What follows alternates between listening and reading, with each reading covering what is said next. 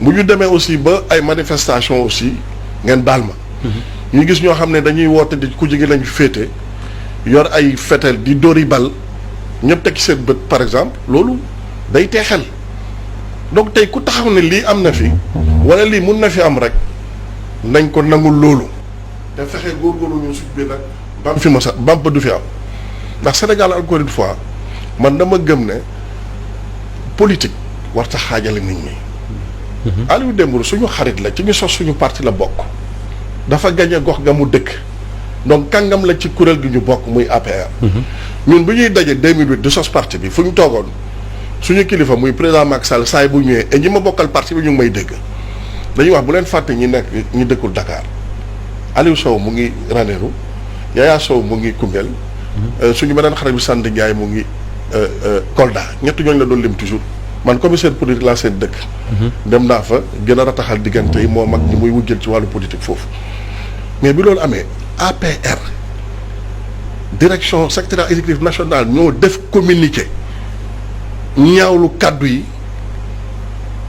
donc bu ñu ne amul acte bu ñu posé suñu parti loolu amul loolu ñëpp xam nañ ko peut-être sax bu waaj dafa toppul actualité wala yëgul. non si je l'ai dit. loolu kay wax naa ko sama bureau. waaw kon wax ko fii nag. non si. daf ko bul ne amul benn acte bu parti posé. non loolu du acte. loolu du acte parti politique dajaloo jël kenn ko xam daa bokk si ñoom ne ko li nga ànduñu ci publiquement. non mais la yoon war a def nag loolu yoon a koy ñun suñu yoon nekku ci. parce que ñay àtte aussi dàqu leen jàng ngeen leen bëgg réew mi.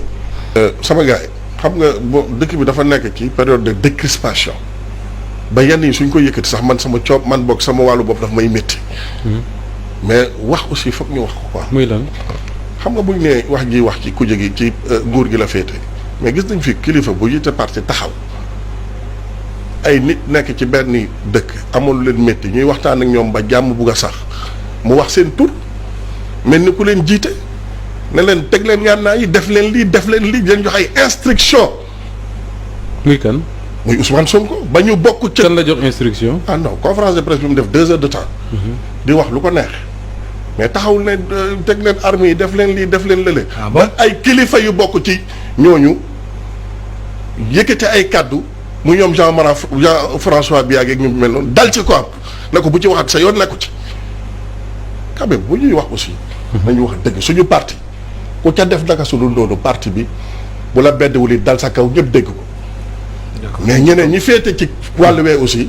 di ko def te doon ay kilifa di xëccoo pour jiite réew bi nañu ko wax parce que président li wax dafa am solo dafa woote jàmm mais ñaan nit ñi aussi ci civisme citoyenneté cohésion 5 principes cohésion pacifique ak jox cër état de droit démocratie ak république. mais suñ demoon ba ñëpp wóolu justice bi. pourquoi ñëpp wóolu nañ ko parce que président bi amatul mainmise maanaam loxoom. neewul rëcc ci biir. il faut ñu wóolu ko d'abord fokk ñu wóolu ko c'est-à-dire ko gis nga àtte. yow bu ma la bëggee àtte yow ak ku jàppante. su ngeen ma wóoluwul yéen ñaar bu nu ma leen a àtte. loolu mooy jafe-jafe li nekk suñu justice. beneen bi mooy je voudrais tout à l'heure quand même rappeler au camarade à mon frère. Birame que wax dëgg yàlla. buñ nee ñun acte la ñuy wax posé ko mooy acte du ay wax kese jëf sa communiqué damay joxe exemple bi président de la république ne bu kenn wax ci sama mandat képp ku ci wax dafa posé acte buur ma ko waxee noonu sax képp ku ci wax ne ko man ngaa am 3e mandat du def dara képp ku ci wax ne ko mënoo am 3e mënoo nekk candidat pour une 3e fois mu rëq sa ndigg ah déet li may wax sénégalais yi may seetal non mun naa joxe exemple. dafa tombé. non waxuma rek dafa tombé damay wax rek xam nga olof yi dañuy tombé waral ay gaaf. non may ma rek mon frère bu nga booy wax. du ma la dagg. kon su may wax bàyyi ma rek. ngir yàlla nga ma àggale ndaxte jàpp naa ne yaa gën a gudd le temps de parole fii. kon nag léegi li ma bëgg a wax foofu mooy moom bu fekkente ni ku ci mel ni mën nañoo lim Moustapha Diakhaté. wala ki nga xam ni. moom mooy Dakar Dem Dikk Moussa Diop. maa ngi ciy profité di ko jàll sax nee nañ ma soxnaam dafa wàññeeku. ak ki nga xam ni moom moo yoroon Sénégal de l'extérieur yi et cetera ñoom ñëpp ku ci wax rek acte bu laal ku ci wax bu dee tombé waral ay gaaf kon li muy tombé bari na. maintenant ñeneen ñi nga xam ne nee nañ ko mën ngaa am ñetteelu mandat.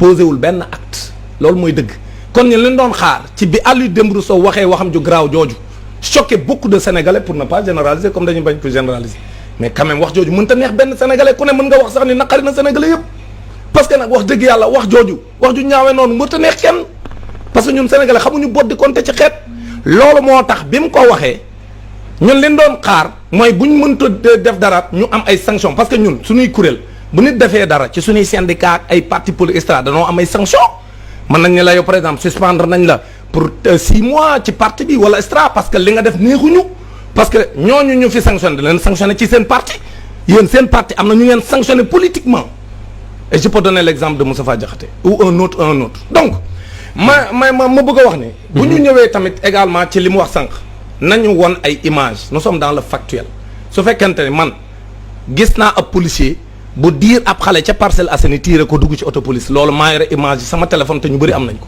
yow boo gisee benn image boo comme ni nga waxe ni opposition yore ay fetal di tiire génn non may ma rek ma ñëw boo ko yoree rek wane ko Sénégal non may ma rek non da nga ni non dama ni dama ni nañu non de parlons peu et bien ñenu gis ñu yore ay nervi ñooñu c'était le camp du pouvoir c'est pas vrai ñooñu mooy ñi nga xam ñoo àndoon ak police bi ñoom lañ gis ñu yore ay nervi mais les manifestants étaient des gens yoo xam si amuñu benn arme dañ doon yëkkat seen loxo ca kaw di manifester loolu lañ def beneen bi maintenant pour ñëw rek c'est important aussi ma wax ci benn affaire il ne faut pas traverser les propos des gens aussi c'est-à-dire may ma rek mon cher li ngay def nii maa la ko dàq yaa may dégg may ma rek ma ñëw li ngay def nii maa la ko dàq garde ta sérénité quand tu as des arguments tu n'as pas besoin de couper les gens quand tu as des arguments amoo benn argument boo tekkee daal s'il vous plaît dépassons ça et puis ñu parce qu'on a beaucoup de débats débordés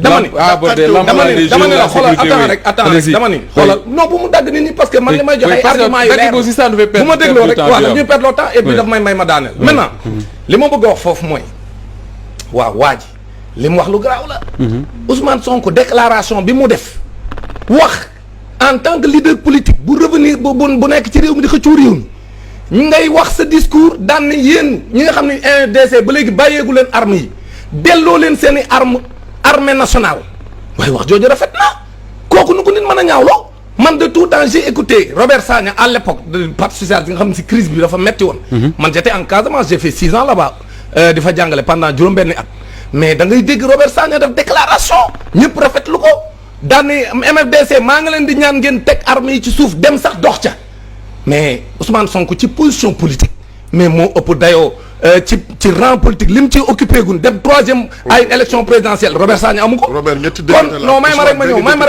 rek ma ñëw damay wax rek xoolal ñun dañuy analyser garde ta sérénité si tu as des arguments. tu les mets sur la table maintenant mu bëgg a wax kon moom ci li ma jàpp su ne nañu teg armée yi ci suuf delloo ko armée nationale. kooku kay waxi ruube la gis nga responsable MFDC bi mu wax naan da doon ñaawlu lool Ousmane Sonko def waxu ruube la yàgg naa gis moom kàngam bu nekk ci biir Sénégal gi def déclaration pour en faveur de la paix te musti yëkkati kàddoom ci loolu kon man jàpp naa ne bu doon safaan wala wax di pousse ay nit pour ñu xeex booba lay ñaaw waaye yow da nga ni leen man sénégalais laa te ñun Sénégal benn bopp la kenn mënu koo xar ñaar maa ngi leen di ñaan man Ousmane Sonko teg leen seen i arme delloo leen ko armée nationale kooku ku ko bëgg a ñaawal da ngay ruube. Très bien Dame Mbodj.